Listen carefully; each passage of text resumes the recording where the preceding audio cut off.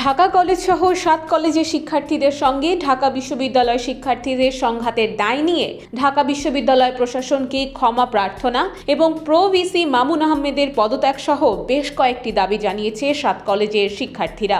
এসব দাবি জানিয়ে ৪ ঘন্টার আলটিমেটাম দিয়েছেন তারা। সেই সাথে বিকেল ৪টার মধ্যে দাবি মানা না হলে কঠোর কর্মসূচি ঘোষণা করার কথাও জানিয়েছেন শিক্ষার্থীরা।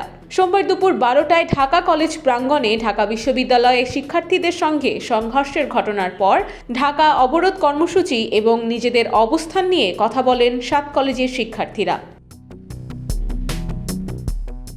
ঢাকা কলেজের শহীদ মিনারের সামনে এক সংবাদ সম্মেলনে লিখিত বক্তব্যে দাবিগুলো তুলে ধরেন তারা।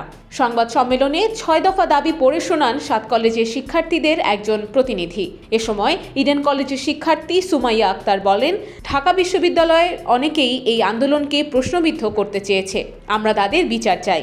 এছাড়া জনদুর্ভোগের কথা চিন্তা করে গেল রাতের ঘোষিত কর্মসূচি পালন করা হয়নি বলেও জানান ঢাকা কলেজের শিক্ষার্থী সজীব উদ্দিন।